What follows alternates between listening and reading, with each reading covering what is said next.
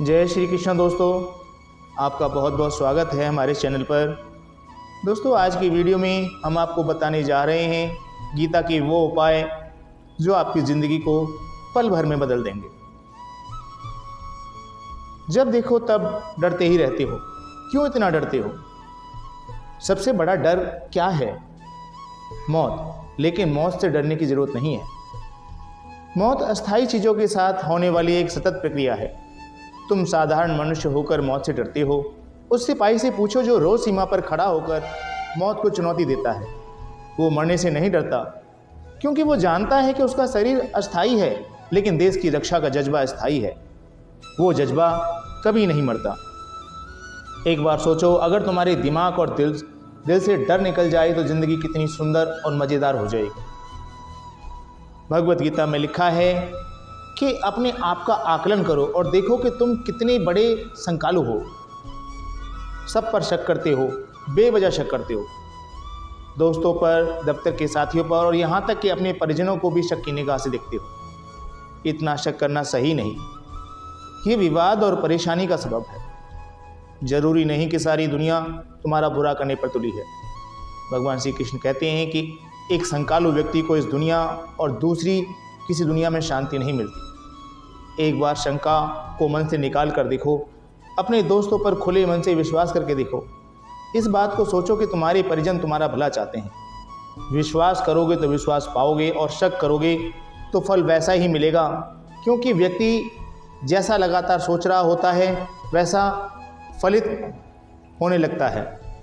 इच्छाओं का कोई अंत नहीं। भगवत गीता में लिखा है कि सब कुछ एक साथ सोच लोगे तो फलित होने में लगने वाला समय तुम्हें परेशान कर देगा। हर चीज़ का समय होता है। हर समय दिमाग में कुछ न कुछ पाने की इच्छा रखना और इच्छाओं को लंबी चौड़ी लिस्ट बना लेना सही नहीं। कर्म करने के बाद जब तुम्हारे पास पैसा हो तो वो चीज़ खरीद लो जो तुम्हारी ज़रूरत की लग रही है, लेकिन सालों पहले से उस चीज़ को पाने की इच्छा बना लेने से मन की इच्छाओं की भीड़ लग जाती है। इससे मन अशांत होता है और सोचने विचारने की ताकत कम होती जाती है। फल की चिंता किए बिना कर्म करो। ये करूँगा तो वो मिलेगा, वो करूँगा तो ऐसा होगा, ये चिंता दूसरों पर छोड़ दो। कम से कम फल के पकने तक फल की चिंता मत करो। अगर तुम किसी काम के सफल और असफल होने की चिंता करते रहोगे तो काम कब करोगे? तुम नया काम करो बिना ये सोचे कि ये सफल होगा या नहीं। हम अपनी ज़िंदगी में कई बेमिसाल काम केवल इसलिए छोड़ देते हैं क्योंकि हमारे मन में उसके सफल होने की गारंटी नहीं होती। सोचो, अगर स्टीव जॉब्स के मन में ये डर होता तो क्या वे कंप्यूटर के क्षेत्र में नए नए परीक्षण कर पाते? कभी नहीं।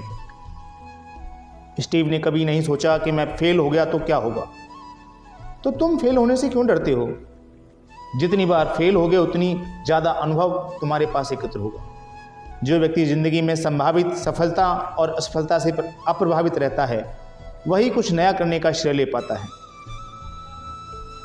जिम्मेदारी से दूर मत भागो। ओह, इतना काम मैं नहीं कर पाऊंगा, इतनी जिम्मेदारी मैं कैसे उठा पाऊंगा, ये सोचना ही काम से दूर भागने की तरह है। काम से दूर मत भागो, जितना हो सके उतना तो करो ही। इस भौतिक संसार में हर व्यक्ति को अपनी जिम्मेदारी उठानी है। आज कोई तुम्हारा काम कर देगा, कल भी कर देगा, लेकिन तीसरे दिन तो तुम्हें खुद ही करना होगा। 2 दिन जिसने तुम्हारा काम किया उसका फल उसे ही मिलेगा, तुम्हें नहीं। भगवान कृष्ण कहते हैं कि कर्म अपने ही हाथ से फलित होते हैं, इसलिए कर्म करो। अगर तुम ये सोचते हो कि काम करने से थक जाओगे या घट जाओगे तो ये समझ लो कि काम न करने से तुम्हारा तन, मन और धन सबको नुकसान होगा और आत्मा चैतन्य नहीं रहेगी। दुनिया एक दिन आगे निकल जाएगी और तुम मृतावस्था में पड़े रहोगे। क्या ये तुम्हें मंजूर है? स्वार्थ सेहत के लिए अच्छा नहीं। स्वार्थियों की वैसे भी दुनिया में कमी नहीं है। तुम कुछ अलग करो तो नाम होगा। दूसरों की मदद करके देखो, सुख होगा और नाम भी। भगवत गीता कहती है कि मेरा फायदा, मेरा पैसा, मेरे अपने, यही सोचकर सब परेशान हुए जा रहे हैं। क्या तुम सांस भी सोचकर लेते हो? अगर आत्मा स्वार्थी हो जाए तो वो तुम्हारा शरीर छोड़कर किसी दूसरे और अच्छे शरीर में समा जाएगी। इसलिए स्वार्थ छोड़ो और मन को बड़ा करके देखो, दूसरों की मदद करके देखो। तुम्हारी आत्मा सुखी होगी और सुखी आत्मा से बढ़कर संसार में कुछ नहीं है। तुम आज किसी की मदद करके भूल सकते हो, लेकिन तुम्हारी मदद पाने वाला तुम्हें कभी नहीं भूलेगा। वो हमेशा तुम्हारे लिए ऋणी रहेगा। यही तो संसार का नियम है। दोस्ती के नाम पर अच्छे काम करो। ज़रूरतमंदों की मदद करने के बाद एक अजीब सा सुख महसूस तो किया होगा तुमने। बात बात पर रोना छोड़ दो। दुख आया तो बेदम हो गए, खुशी आई तो संभालनी नहीं गई। ये रवैया एक कमज़ोर इंसान को और कमज़ोर बनाता है। दुख और सुख में बैलेंस बनाना सीखो। दुख आए तो निपटने के उपाय करो, खुशी आए तो बनाए रखने के सिद्धांत सीखो।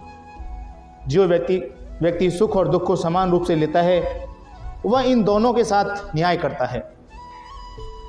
तुमने देखा होगा, सामने से आती गाड़ी देखकर कुछ लोग हाथ पैर छोड़ देते हैं।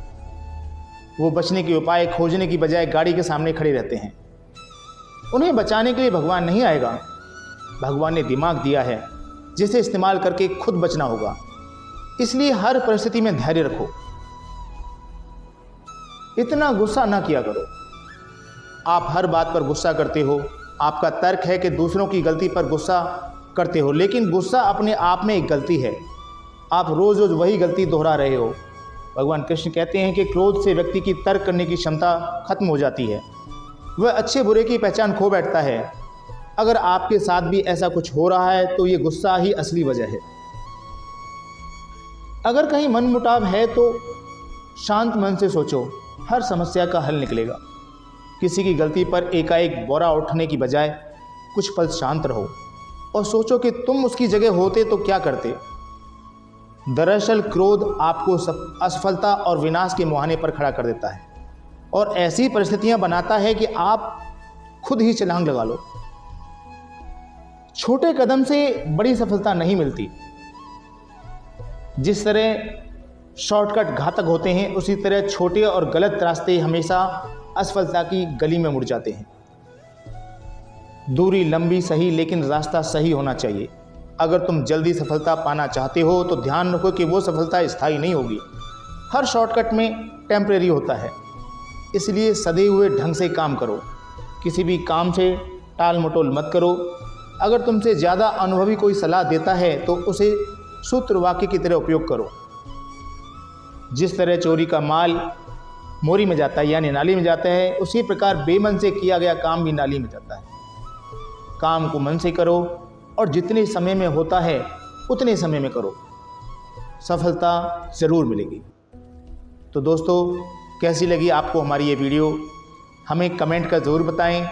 अगर आपको हमारी ये वीडियो पसंद आई हो तो अपने दोस्तों और मित्रों को शेयर करना ना भूलें। अगर आप हमारे चैनल पर पहली बार आए हैं तो हमारे चैनल को सब्सक्राइब ज़रूर कर लें। आपका कीमती समय देने के लिए बहुत बहुत धन्यवाद। जय श्री कृष्ण।